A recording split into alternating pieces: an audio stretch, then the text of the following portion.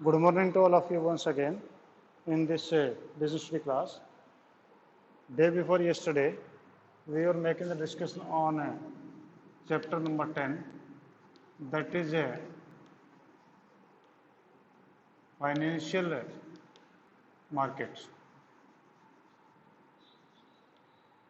ये हमारे पास जो है चैप्टर में चल रहा था।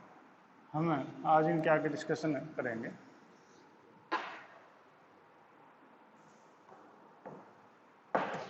तो फाइनेंशियल मार्केट्स में हमने जो है डिस्कस किया था कि दो प्रकार की मार्केट होती हैं, एक आपका कैपिटल मार्केट और एक आपका मनी मार्केट। कैपिटल मार्केट में दो प्रकार की थी, वो आपके पेज नंबर 432 पे है, देख लेना। बुक साथ में खोल के रखा करो ताकि अगर मेरा कोई अक्षर दिखाई ना दे तो आप बुक में देख लो। तो आपका जो 432 पे जो है वो जो क्लासिफिकेशन किया हुआ है capital market and money market. Capital market is of two type, that is primary market and secondary market. We will discuss it later on. और इसमें आपका जो प्राइमरी मार्केट में इक्विटी एंड डेट्स और सेकेंडरी मार्केट में same होता है equity and dates, ठीक है। और मनी मार्केट है, इसका शॉर्ट टर्म मार्केट को शॉर्ट टर्म में भी बोलते हैं। और इसे मनी मार्केट में आपको मैंने बताया भी था कि मनी मार्केट वो होती है जहाँ पर आपको शॉर्ट पीरियड के लिए पैसे की जरूरत होती है, वो रिक्वायरमेंट आपकी पूरी होती है। तो इसमें मेनली जो आपके प्लेयर होते हैं आरबीआई है, कमर्शियल बैंक है, एलआईसी है, जीआईसी है और आपका आईसीआईसीआई है। इसी प्रकार के फाइनेंशियल इंस्टीट्यूशन जो वो उसमें मेन प्लेयर होते हैं, ठीक है। अब इसमें मैंने आपको जो एक्सप्लेन किया था कि मनी मार्केट क्या था, उसकी फीचर्स भी बताई थी। अब इंस्ट्रूमेंट ऑफ मनी मार्केट यानी मनी मार्केट पैसे उधार किस किस तरीके से देती है, तो वो हम बात करते हैं। तो ये आपके पास इंस्ट्रूमेंट ऑफ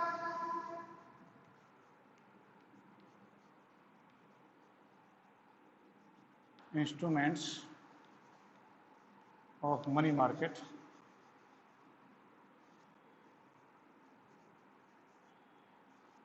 मनी मार्केट, तो आपके मनी मार्केट के इंस्ट्रूमेंट कौन कौन से हैं तो वो हमें एक्सप्लेन करते हैं। तो फर्स्ट आपका जो है वो call money. First is call money. अब कॉल मनी तो आप समझिएगा बात को कि कॉल मैंने पुकारना और मनी मैंने पैसा, यानी पैसे को पुकारो और पैसा चला आए। हमारी की बात है तो अल्लाह दिन का जादू वाला काम हो गया, ठीक है। तो यहाँ पर हमारा मीनिंग क्या है कि कॉल मनी का मतलब होता है कि दी मनी बोरोड और lent on demand for the short period which is generally for one day. कि कॉल मनी जो है वो होता है आपका normally for very short time, it is for normally one time, it excluded Sunday and holidays. Sunday और holidays को छोड़ करके हाँ, ये जो नॉर्मली आपका पैसा जो है वो एक दिन के लिए आपका हुआ करता है। और कहता है कि ये पैसे जो है मोस्टली बैंक जो हैं वो यूज़ करते हैं, क्योंकि कई बार आपकी टेम्प्रेरी शॉर्टेज हो जाती है कैश की बैंक के अंदर। तो इस प्रकार से जिस बैंक के पास में सरप्लस मनी होता है तो वो पैसा जो है उसको एक या दो दिन के लिए दे देता है। तो इस प्रकार के जो मेनली जो पैसे जो हैं वो बैंकों को जो मिलते हैं वो इंश्योरेंस कंपनी हो गई, आपके म्यूचुअल फंड्स कंपनीज हो गई, और इसी प्रकार से जो है आपके कोई भी और जो फाइनेंशियल इंस्टीट्यूशंस हैं वो लोग बैंकों को ऐसा पैसा देते हैं। और ये मार्केट केवल टेलीफोन पे होती है। Means the money is a call on telephone and the companies और the other bank send the money to the other bank on telephone only और फैक्स ओनली। उनको केवल टेलीफोन या फैक्स ही करना पड़ता है। अब इसके अंदर जो है ये जस्ट इसकी जो नेचर है वो जस्ट आपका जो है अदर देन कैश है, जस्ट टू कैश, यानी कैश से अगला ही लिक्विडिटी मानी जाती है। कैश आपके जेब में है तो ये भी आपके जेब में ही मानो कि आपका नेक्स्ट डे जैसे फ़ोन करोगे आपको पैसा मिल जाएगा। तो ये आपका जो क्यों होता है ऐसा, ऐसा क्या जरूरत होती है बैंकों को कि एक दिन के लिए पैसे जरूरत पड़ गई, अगले दिन तो पैसे आई गई। तो आप इकोनॉमिक्स के स्टूडेंट होंगे, they know very well that there is a CRR ratio, यानी आपके पास में जो इसमें होता है cash reserve ratio, that should be maintained by each and every bank. These are the instruction of the RBI। Means है आपका इसका क्या मतलब हुआ कि मान लो कि आपका जो एक बैंक है दैट ऑफ 10 करोड़ रुपीज़, उसकी total capital 10 crore rupees and RBI fix the CRR 25%। ये तो घटता बढ़ता रहता है CRR। तो मान लो कि इट इज फिक्सड एट 25%। तो उसके पास में 10 करोड़ का जो बैंक है उसमें उसके पास में 2.5 करोड़ रुपए उसको हर रोज़ शाम को उसके पॉकेट में आनी चाहिए, बैंक के पास रिजर्व पड़ा रहना चाहिए। If due to any of the reason the amount goes below the CRR ratio, then it has to borrow from other bank to make up the CRR ratio. तो ये normally जो है आपका CRR ratio या जो bank के या bank institution की जो फॉर्मेलिटीज उनको पूरा करने के लिए इस प्रकार के पैसे की जरूरत होती है, और ये पैसा आपका जो है वो जो कहलाता है कॉल मनी। और ये आपका एक दिन से लेकर के मैक्सिमम 15 डेज है, यानी आपका यहाँ पर जो है वो 1 डे से लेकर के मैक्सिमम 15 डेज होगा। देखिए ये ध्यान रखना आपने, कई बार एग्जाम में पूछ लेते हैं ये 1 डे से लेकर के मैक्सिमम 15 डेज तक, यानी एक दिन से लेकर के 15 दिन तक की इसके अंदर होते हैं। 15 डेज के बाद में ये पैसा कॉल मनी नहीं माना जाएगा, मैक्सिमम 15 डेज के लिए आपके पास में होगा। ठीक है जी। और ये केवल जो है बैंकों के लिए होता है, बैंकों को ही दिया जाता है आपस में। और इसके ऊपर जो रेट ऑफ इंटरेस्ट है वो टेलीफोनिकली नेगोशिएटेड होता है, means that is negotiated on telephone, and this money has the rate of interest on the basis of the requirement. कि अगर मान लो कि एक बैंक के पास में 3-4 बैंकों की रिक्वायरमेंट आ गई कि मुझे पैसा चाहिए मुझे चाहिए, तो इस केस में क्या होगा कि पैसा जिसको जो ज़्यादा पैसा देगा, रेट ऑफ इंटरेस्ट ज़्यादा देगा, उसको वो बैंक जो है उसके पैसे दे देगा, दूसरे को मना कर देगा। तो यानी आपका ये नेगोशिएबल है। नेक्स्ट आपका ट्रेजरी बिल्स, ठीक है, यानी इसको टी बिल्स ही बोलते हैं। सेकंड आपका T bills, normally T bills के नाम से ज़्यादा फेमस है, ट्रेजरी बिल्स बोलते हैं। तो ट्रेजरी बिल्स हैं, these are normally issued by the Reserve Bank of India on the behalf the government of India. ठीक है, ये गवर्नमेंट ऑफ इंडिया के बिहाफ पे आपका रिजर्व बैंक ऑफ इंडिया जो इशू करता है। These bills enable government to get the short term borrowings. ठीक है, शॉर्ट टर्म बोरोइंग्स के लिए होता है। These bills are sold to the bank and general public. These bills are negotiable instrument and freely transferable. ये negotiable instrument है, मतलब हुआ कि हम इनको आगे पीछे कहीं दे सकते हैं, दूसरे को हम दे सकते हैं। These are issued at discount and these say first investment as those are issued by the RBI। और मैच्योरिटी डेट जो है इसमें 14 डेज से 364 डेज होता है। ये 14 डेज से और आपका 365 या 4 में देख लेता हूँ, ये आपका 364 डेज, यानी 1 ईयर पूरा नहीं होगा, तो ये आपका 364 डेज के लिए होता है। तो आपका जो है ये treasury bill, these are issued by the RBI on the behalf the government of India for some short term purposes. तो अगर शॉर्ट टर्म पर्पजेज उसमें होता है तो उसमें आपका जो है ये treasury bill they are issued at discount, तो आपके डिस्काउंट के ऊपर इशू किए जाते हैं। और डिस्काउंट का मतलब क्या हुआ कि मान लो कि आपका जो है 10,000 का आपका ट्रेजरी बिल है, that is issued at 9,000 for 1 year.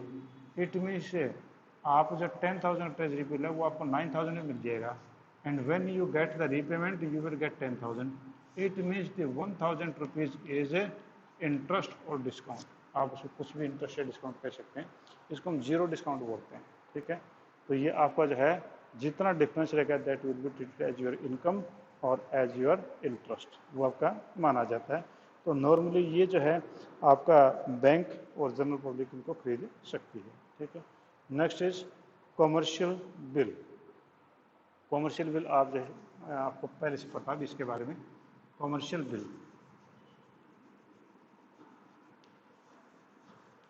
Commercial bills, ठीक है, commercial bills are those bills which we have made the entries in +1 also, that is in bill of exchange. जो बिल ऑफ एक्सचेंज के अंदर जब हमने एंट्रियाँ की थी वही कॉमर्शियल बिल है।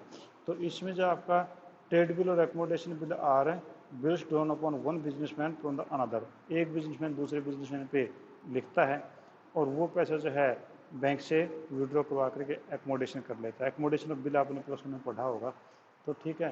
तो एकोमोडेशन ऑफ बिल का मतलब ये होता है कि when there are 2 businessman and both requires the money, both require the short term money, it means they will write a bill of exchange on another party, another will write to on this party, and both will go to their bank and they will get the discount from the, they will go to discounted from the bank and they will have get the money, and on the due date they will pay to each other and will pay to the bank। और इस प्रकार से उनकी जो requirement आपकी वो पूरी हो जाएगी। और ये आपका जो नॉर्मली ये आपका 90 डेज का माना जाता है। इसमें आपका 90 डेज जब हम मान के चलते हैं तो these are normally for the 90 days. ठीक है, तो ये आपका जो है नॉर्मल है, जो आपका एक ड्राइवर एक ड्राइवी एक एक्सेप्टर वही बड़ी सेम चीज़ें आपकी होती हैं। Next is that is commercial paper. Fourth one is commercial paper. Commercial papers,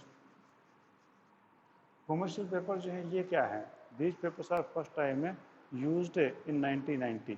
1990 के अंदर जो पहली बार जो ये लेकर के आए थे इस कंसेप्ट को। तो कहते हैं कि ये अनसिक्योर्ड प्रोमिसरी नोट होते हैं जो कि इशूड बाय द पब्लिक और प्राइवेट सेक्टर कंपनीज। अब तक तो आपने देखा ना कि जो आपका कॉल मनी था that was issued by the bank, आपका ट्रेजिबल था that was government, and commercial for the general traders. Private companies के लिए कुछ नहीं था, तो आपकी प्राइवेट कंपनीज हैं या पब्लिक कंपनीज हैं they can issue the commercial papers. ठीक है जी।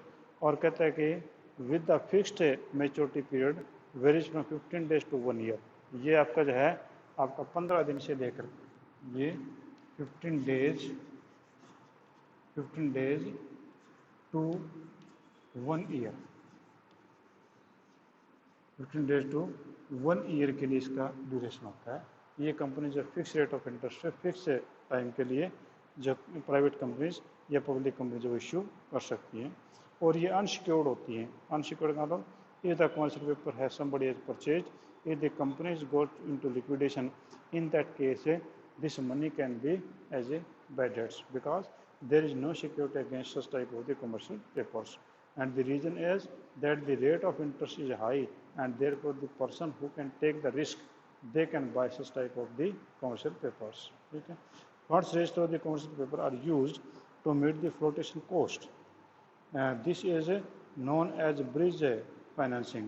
मतलब floating cost का means है if you are going to issue the shares and you requires amount for 6 months, because it will take a process of 6 months to issue the shares to get the money and to issue and to get the allotment money. It means we require the amount for such 6 months. Therefore we issue the commercial papers to the general public, and by this money we will issue the shares into the public, and we will get the application and allotment money, and then after we will return it. तो ये आपके floating cost के लिए आपका होता है। तो जैसे एग्जांपल दिया हुआ है, for example for want to raise the loan from the funds by a new office to buy new office building और machinery, to raise the loan from the funds by issue of shares debentures of the company will have incurred the flotation cost. as इस प्रकार से if company want to purchase the land or building or machinery and company has to assure that it will earn the so much profit within the 6 months, and then it requires the such amount for a short period, then it can use the commercial papers. तो ये commercial paper आपके use कर सकते हैं। और next है certificate of deposit, CD, certificate of deposit.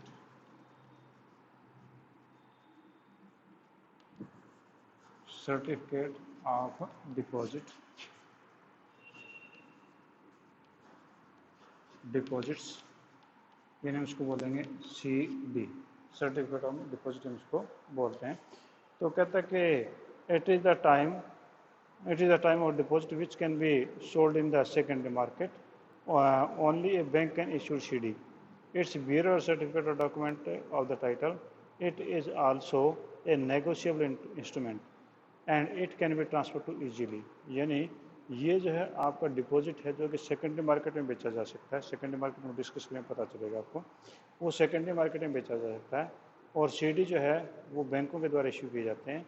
तो CD is issued by bank against the deposit kept by the companies and institutions.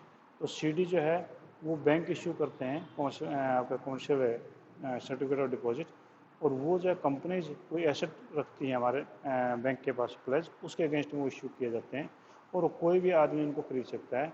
और ये जो है आपकी 91 डेज टू और आपका 1 ईयर होगा। इसमें जो है CD 91 डेज टू 365 डेज, ये 91 डेज से 365 डेज के लिए इशू किए जाते हैं। उसके बाद में ये पैसा वापस रिफंड होगा ही होगा। ठीक है, तो आप देखें कि आपका जो इंस्ट्रूमेंट हैं वो शॉर्ट टर्म के लिए, कुछ समय के लिए, देखो कहीं पर भी आपका देखो 364, 1 ईयर, 365, यानी आपका 1 ईयर से क्रॉस नहीं हुआ, और आपका जो है मिनिमम 1 डे था। Means money market is that which fulfil the requirement of short term requirements, which fulfil the short term requirement from 1 day to 1 year. ठीक है, एक दिन से लेकर के एक साल के बीच में जो हमारी रिक्वायरमेंट को पूरी करती हैं वो आपकी क्या रहती है, शॉर्ट टर्म कंपनीज की जो शॉर्ट टर्म, या हम कहें कि आपका मनी मार्केट। ठीक है, तो आपके इंस्ट्रूमेंट, आपके इस एग्ज़ाम में इन 5 इंस्ट्रूमेंट में से कोई ना कोई एक इंस्ट्रूमेंट 100% आता है। ठीक है, और 100% इसलिए आता है, मेनली डेज के ऊपर डिपेंड करता है ये। ठीक है, इसलिए यहाँ पर कन्फ्यूजन होता है। हम लोग जो इनका अक्सर ये कर लेते हैं कि हमें डेज ध्यान नहीं रहते, तो ये आपने ध्यान रखने जरूरी है। तो पहला कॉल मनी ये आपका बैंकों के लिए होता है। ठीक है, for to maintain the CRR ratio, it means for only the bank. Next T bill, treasury bills. Treasury bills are that is issued by the RBI on the behalf of the government of India. ठीक है, government of India के लिए होता है for short term expenses. Commercial bills, these are bill of exchange, ये आपका जो है बिल ऑफ एक्सचेंज ही है, जो आपने +1 के अंदर किया था वो वाला है बिल ऑफ एक्सचेंज, ये 90 डेज के लिए होता है। और commercial papers, these are issued by the private और पब्लिक कंपनीज। ठीक है, और ये आपका 15 डेज के लिए अप टू 1 ईयर के लिए होता है। और सर्टिफिकेट ऑफ डिपॉजिट हैं, these are issued by the bank on the behalf of the companies. The companies deposit their securities with the bank and then bank issue such type of the commercial certificate or deposits। ठीक है जी, तो ये आपके पास mainly जो है instrument थे जो कि आपका मनी मार्केट में यूज किए जाते हैं। हाँ जी, एनी प्रॉब्लम, एनी क्वेश्चन आप इसके बारे में पूछना चाहें तो आपका स्वागत है, आप मेरे से पूछ सकते हैं, बोलिए। बेटा थर्ड तो कॉमर्शियल बिल्स हैं, ये तो आपका जो आपने 11th क्लास के अंदर एक चैप्टर पढ़ा था, चैप्टर शायद 18th था, उसमें आपका जो बिल ऑफ एक्सचेंज था, ये एक बिजनेसमैन दूसरे बिजनेसमैन के ऊपर जो वो बिल लिखता है, एक के लिए BR हो जाता है, एक के लिए बिल BP हो जाता है, ये वो वाला है। ये तो आपका बिजनेसमैन टू बिजनेसमैन होता है, 90 डेज के लिए मैक्सिमम माना जाता है। और कॉमर्शियल पेपर जो है ये गवर्नमेंट है, ये बिल है और ये पेपर हैं, ये गवर्नमेंट ऑफ इंडिया को जब पैसे जरूरत होती है तो RBI इश्यू करता है। ठीक है, ये तो आपस में हर कोई कर लेगा, ये RBI इश्यू करेगा और केवल गवर्नमेंट ऑफ इंडिया के लिए, ये जबकि हमारे लिए खुद पर्सनल यूज के लिए होता है। ठीक है जी, एनी अदर पॉइंट प्लीज। हाँ जी, चलो हम आगे आगे नेक्स्ट टॉपिक पे आते हैं, difference between CD and FD। आपका जो सर्टिफिकेट ऑफ डिपॉजिट है ये है, और एक आपका FD भी है। तो कई बार ये कन्फ्यूजन हो जाता है कि CD and FD are the same thing और डिफरेंट। तो naturally CD and FD are the different one thing, these are not the same one thing. तो कैसे होती है वो हम उसका डिफरेंस अभी करके देखते हैं।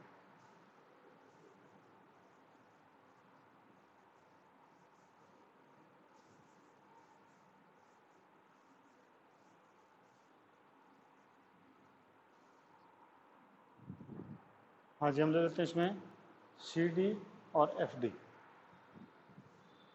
डिफरेंस तो मैं नॉर्मली ऐसे करते हैं। ठीक है, ये हमने ऐसे किया, ये आपके पास होगा सर्टिफिकेट ऑफ डिपॉजिट्स, और ये आपके पास होगा FD जो बैंकों में करते हैं वो वाली FD। तो सीरियल नंबर 1 पे देखो कि CD आर फ्रीली नेगोशिएबल। ठीक है, CD आर कौन जो सर्टिफिकेट डिपॉजिट्स हैं are freely negotiable.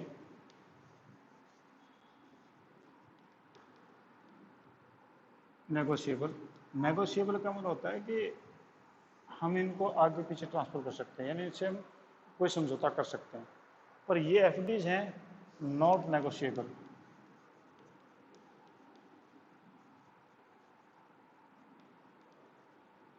Not negotiable, इसको FD जिसके नाम से होगी उसी के नाम से रहेगी, उसको हम आगे पीछे किसी को ट्रांसफ़र नहीं कर सकते हैं। CD can be transfer. A has purchase the CD, certificate deposit purchase किया था A ने बैंक से, and if B is the lender of A, then he can hand over the CD to B. अब B जो bank से जाके पैसे ले सकता है, तो यहाँ पर जो है नेगोशिएबल है, वो नेगोशिएबल नहीं है।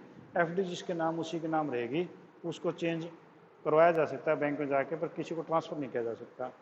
CD can be issued for 91 days to 1 year, ठीक है। इसमें टाइम जो है, टाइम पीरियड है,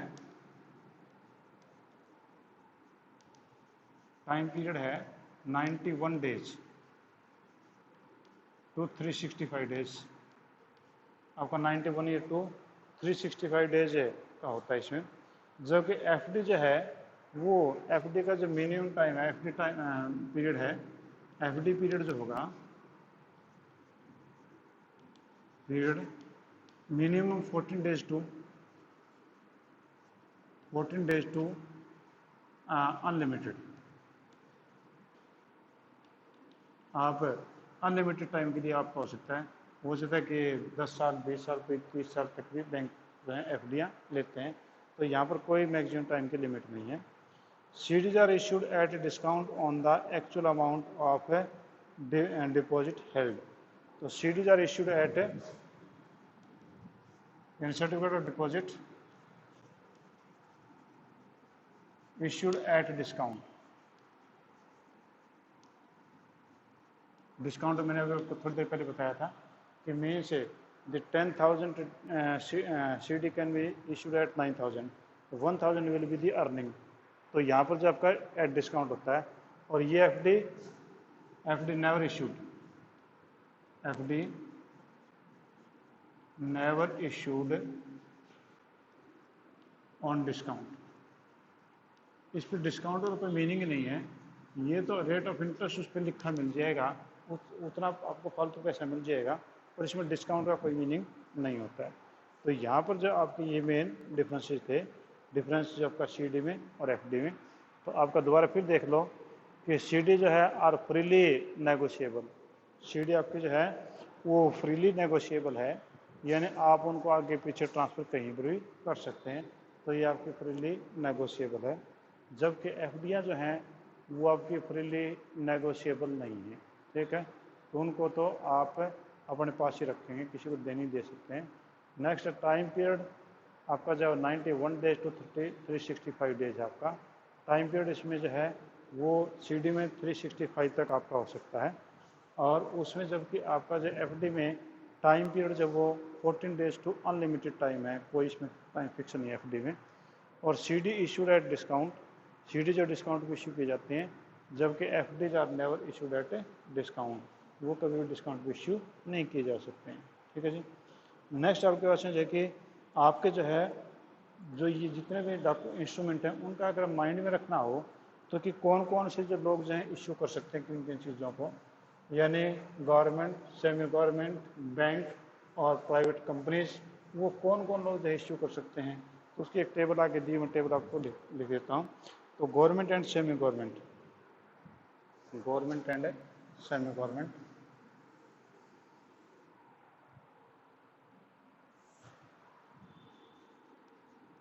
government and semi government, semi government, और ये प्राइवेट कंपनीज, आपके प्राइवेट कंपनीज। और नेक्स्ट करा बैंक्स, और अगला जो बैंक हैं वो कौन कौन से इंस्ट्रूमेंट है आपके इशू कर सकते हैं। तो आपके जो गवर्नमेंट और सेमी गवर्नमेंट हैं, टी बिल, गवर्नमेंट सिक्योरिटीज़, ठीक है। तो कुछ है इसमें यहाँ पर एक्सप्लेन नहीं किए हैं। तो आपका जो गवर्नमेंट कर सकती है टी बिल यानी ट्रेजरी बिल्स, और दूसरा आपके पास में जी वो है गवर्नमेंट सिक्योरिटीज़ यानी बॉन्ड्स होते हैं इनको, गवर्नमेंट सिक्योरिटीज़, ठीक है। और पब्लिक सेक्टर यूनिट बॉन्ड्स यानी बॉन्ड्स बोलते हैं इनको, बॉन्ड्स इशू कर सकते हैं। जबकि ये आपका प्राइवेट कंपनी जो ट्रेड बिल्स यानी बिल ऑफ एक्सचेंज जो बोला था मैंने, ट्रेड बिल्स हैं, CP है, कमर्शियल पेपर्स हैं, और CD हैं, ये इशू कर सकते हैं। जबकि बैंक केवल और केवल एक कॉल मनी ही आपका जो वो बोरो कर सकता है। ठीक है, तो ये इंस्ट्रूमेंट आपके पास में थे। हाँ जी, any problem to anybody you can ask me, और नहीं तो आज हम इतना ही करते हैं और हम बाकी कल करेंगे।